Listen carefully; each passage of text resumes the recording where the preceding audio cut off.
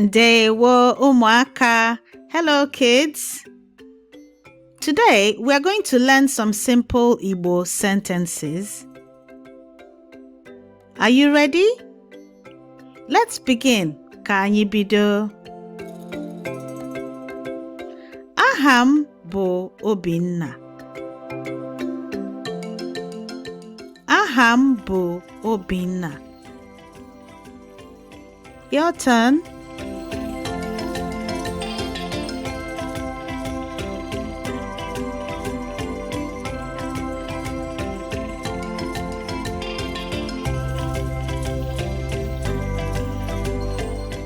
Ada dị afọ atọ.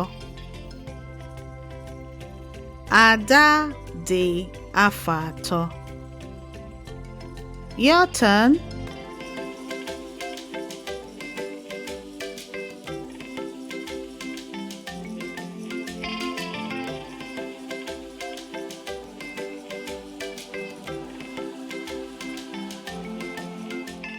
Ike na-agụ akwụkwọ.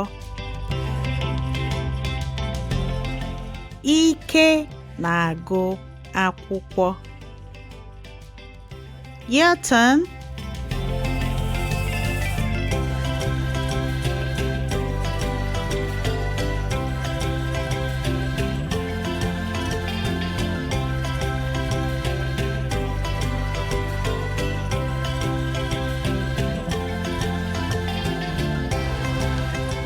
Ifi na-ebe akwa.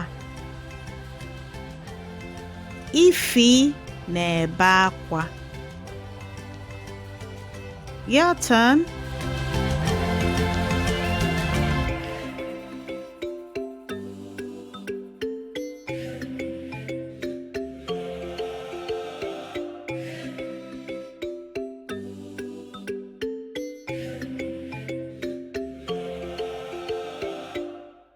Ifi na-achị ọchị. Ifi na-achị ọchị. Your turn.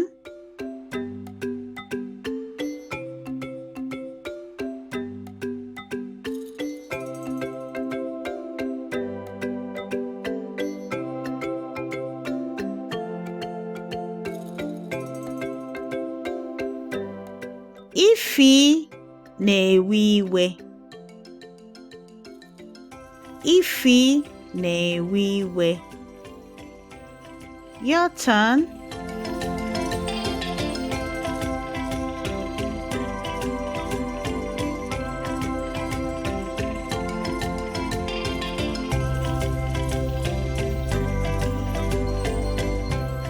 Ọ na-egwu mmiri. Ọ na-egwu mmiri. Your turn.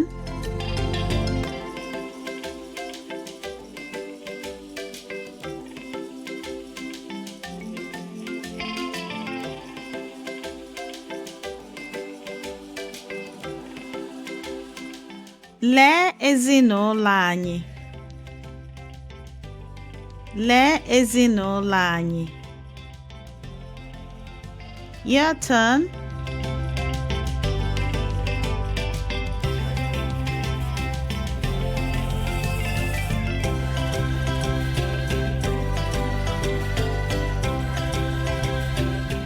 Kosi na-agba ọsọ. Kosi na-agba ọsọ. Your turn.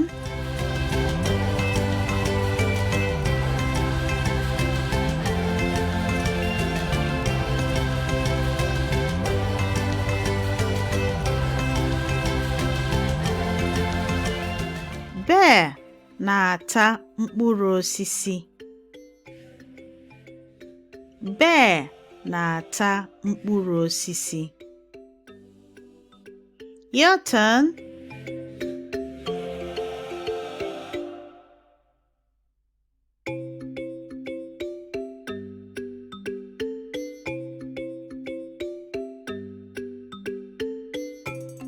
Nke a bụ nwamba m. Nke Nke a bụ nwamba m. Your turn.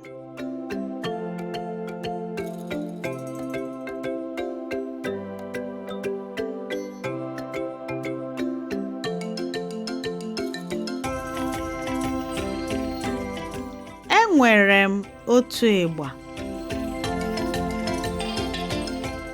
Enwere m otu ịgba. Your turn.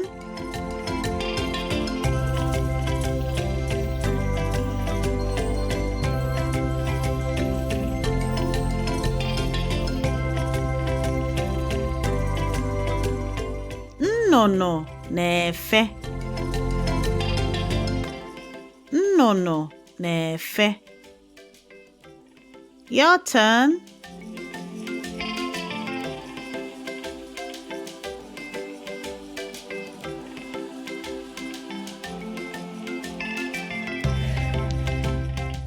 Gịnị ka ị na-ese? Gịnị ka ị na-ese? Your turn.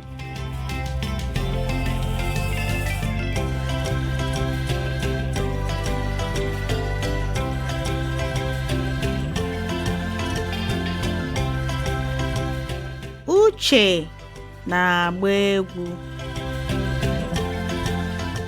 Uche na-agba egwu. Your turn.